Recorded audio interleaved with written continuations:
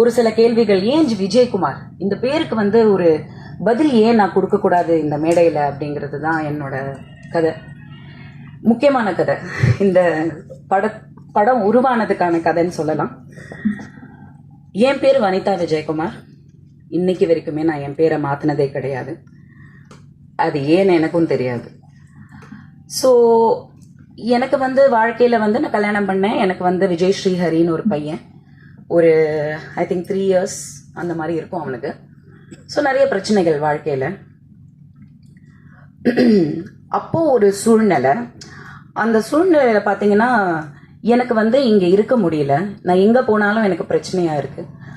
மற்றவங்கள பற்றி எனக்கு தப்பாக பேசி அவங்கள இப்படி பண்ணாங்க அப்படி பண்ணாங்கன்னு சொல்கிற பழக்கம், especially the father of my child or children, கண்டிப்பாக நான் சொல்ல மாட்டேன், சொல்ல விரும்பலை. ஸோ எனக்கு ஒரு சூழ்நிலை, அந்த சூழ்நிலையிலேருந்து நான் வெளியில் வரணும். இங்கே சென்னையில் இருக்கும்போது எனக்கு அந்த சூழ்நிலையில் இருக்க முடியல. நான் ப்ரெக்னென்ட் ஆகிட்டேன். ஜோவிகா என் வயிற்றுல இருக்கா. பட் எனக்கு இங்கே இருக்க முடியாத ஒரு சிச்சுவேஷன் இருக்குது. ஸோ அப்பா அம்மா கிட்ட நான் வீட்டில் உட்காந்து பேசும்போது என் வீட்லேயும் என்னால் நிம்மதியாக இருக்க முடியல. ஏன்னா என்னதான் இருந்தாலும் அது ஒரு மேரேஜ்னும் போது ஒரு உரிமைகள் சிலது இருக்கும். மாமனார் மாமியார் வீடு அப்படின்னும் போது யார் வேணா மருமக வருவாங்க, அந்த மாதிரி இருக்கும் இல்லையா, அந்த மாதிரி ஒரு சூழ்நிலை. ஸோ அப்போது எங்கள் அம்மா திடீர்னு சொன்னாங்க, நீ அமெரிக்காவுக்கு போயிடலாம் வா அப்படின்னாங்க. எனக்கு ஒன்றுமே புரியல. குழந்தையில அமெரிக்காலெல்லாம் இருந்திருக்கேன். பிகாஸ் அம்மா அங்கே இருந்தாங்க, ரெஸ்டாரண்ட்லாம் வச்சுருந்தாங்க, நாங்கள் நிறைய வருஷம் அங்கே இருந்தோம். நான் படிச்சிருக்கேன் அமெரிக்காவில். திடீர்னு அமெரிக்காவுக்கு போகலாமான்னா அங்கே யார் இருக்காங்கன்னு கேட்டேன். அமெரிக்கா இருக்கு, நம்ம போகலாம் அப்படின்னு.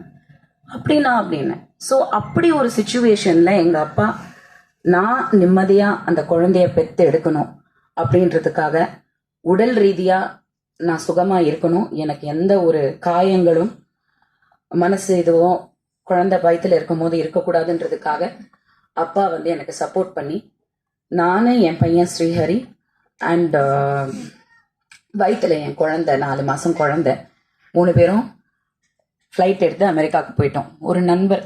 ஒரு நண்பரோட ஒய்ஃப், அவங்க அங்கே சிங்கிளாக இருந்தாங்க. அவங்களுக்கு ஒரு குழந்தை. அந்த குழந்தை அந்த ஹாலிடேஸ் டைமுக்கு இந்தியா வந்திருந்தாங்க. ஸோ அவங்க சிங்கிளாக இருந்தாங்க. ஒரு lady, Ratna Velagapudi. I remember her today. Thank you ரத்னாக்கா. ஸோ அந்த ஒரு சூழ்நிலையில் நான் போய் தனியாக அந்த கண்ட்ரியில் இருந்தேன். அங்கே ஒரு சில சப்போர்ட் கிடைச்சிது. எதுக்கு வந்தேன், எதுக்கு இங்கே இருக்கேன்னே தெரியாது, தனியாக இருந்தேன். ஷகிலாக்கா ஒரு டயலாக் வச்சுருப்பேன் நான் படத்தில், நீங்கள் ட்ரெய்லரில் பார்த்துருப்பீங்க. ஒரு பொண்ணு வயிற்றுல குழந்தை ப்ரெக்னெண்ட்டாக இருக்கும்போது அம்மா கூட இருக்கிறத விட புருஷன் கூட இருக்கணும் அப்படின்ற ஒரு டயலாக். அது நான் வாழ்க்கையில் அனுபவிச்ச அந்த விஷயம். அது எங்கள் அம்மாவும் வந்தாங்க, லேட்டர் ஆன் ஜாயின் பண்ணாங்க. ஆனால் அவங்களாலே என்னோட வலியை பார்க்க முடியலன்னா, ப்ரெக்னெண்ட்டாக இருக்கும்போது ஒரு பொண்ணு தனியாக இருந்து ஒரு விஷயம் அந்த குழந்தைய பெற்றெடுக்கணும்னு நினைக்கும் போது, நம்ம எதுக்கு நம்ம குழந்தைன்றது நம்ம ஒரு அன்புலையும் ஒரு காதல்லையும் உருவாகிறது தான் ஒரு குழந்தை. அதுக்கான அர்த்தமே இல்லாத ஒரு சூழ்நிலையில நான் இருந்தேன். அப்போ ஒரு படம் பார்த்தேன், ஒரு இங்கிலீஷ் படம், 9 monthsன்னு ஒரு படம். அதுல இதே மாதிரி ஒரு பொண்ணு தனியா குழந்தை எடுத்து பெத்தெடுப்பா. நான் அந்த படம் பார்க்கும்போது பயங்கரமா அழுதேன். எங்க அம்மா ரொம்ப அழுதாங்க, கட்டி பிடிச்சு அழுதாங்க. உன் நிலைமை எந்த பொண்ணுக்குமே வரக்கூடாது, நீ குழந்தை பெத்தெடுக்கிற, ஆனா இந்த மாதிரி ஒரு சூழ்நிலைன்னு. அப்போ ஹாஸ்பிட்டல்ல குழந்தை பிறந்துருச்சு. என் பையன் மட்டும்தான் என் கூட நின்னான், ஆம்பளையா. எங்க அம்மா அழுதுட்டு இருந்தாங்க, புரண்டுட்டு இருந்தாங்க, எனக்கு ஏதாவது ஆயிடும் அப்படின்னு சொல்லிட்டு. ஏன்னா எபிடியூரல், ஜென்ரல் அனெஸ்தேஷியா, நிறைய விஷயங்கள் காம்ப்ளிகேஷன்ஸ் இருந்தது. Second caesarean Jovika. அப்போ என் புள்ள மட்டும்தான் அப்படி 4 வயசு, இந்த பக்கம் அந்த பக்கம் இந்த பக்கம் அந்த பக்கம், ஒரு குட்டி விஜயகுமார் மாதிரி நடந்துட்டு இருந்தான் ஹாஸ்பிட்டல்ல. அம்மா வில் கில் யூ. ஏன்னா அவங்க பண்ற டிராமா பார்த்தா அவனே டென்ஷன் ஆயிட்டான். ஷி வில் பி ஃபைன், அவன் நல்லா இருப்பான், நீ வாய மூடு அப்படின்ட்டு.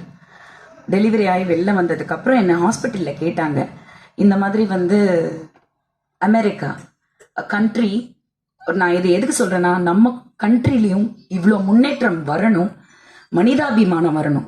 They ask me what is the name, அங்கே பேர் சொல்லணும். அப்போ எனக்கு அந்த சிச்சுவேஷன்ல இருந்தனால எனக்கு அந்த ஹஸ்பண்ட் கேரக்டர் உள்ள இதெல்லாம் கொண்டு வந்தா திரும்பி ப்ராப்ளம் வரும் அப்படின்ற ஒரு பயத்துல நான் சொன்னேன், ஹேவ் அ சாய்ஸ் அப்படின்னு கேட்டேன். யா, நீ என்ன வேணா லாஸ்ட் நேம் கொடுக்கலாம், அப்படின்னு சொன்னப்போ என்னை பொறுத்த வரைக்கும் எங்க அப்பா தான் அந்த குழந்தைய பத்திரமா கொண்டு போய் அமெரிக்கால பிறக்க வச்சாரு. ஸோ அந்த என் தகப்பனோட பேர் தான் என் குழந்தைக்கும் நான் கொடுக்கணும்னு நான் முடிவு பண்ணது தான் ஜோவிகா விஜயகுமார். ஸோ பேசுறவங்க கமெண்ட் பண்றவங்க எல்லாருக்குமே she was born with the love of my father, her own grandfather. So Kareena கபூரையும் அமிதாப் பச்சனோட அபிஷேக் பச்சனோட அவங்க பிள்ளைங்களையும் நீங்க வந்து ஏத்துக்கும் போது ஜோவிகா விஜயகுமாரை கண்டிப்பா நீங்க ஏத்துக்கணுங்கிறது நான் இதை சொல்லணும்னு நினைச்சேன். அந்த குழந்தைய வந்து இன்னைக்கு இதே மாதிரி ஒரு கதையில ஒரு படம் தயாரிச்சு நான் அதை இயக்குவேன்றதை நான் நினைச்சு கூட பார்க்கல. படம் பார்த்தா அந்த விஷயம் உங்களுக்கு புரியும்.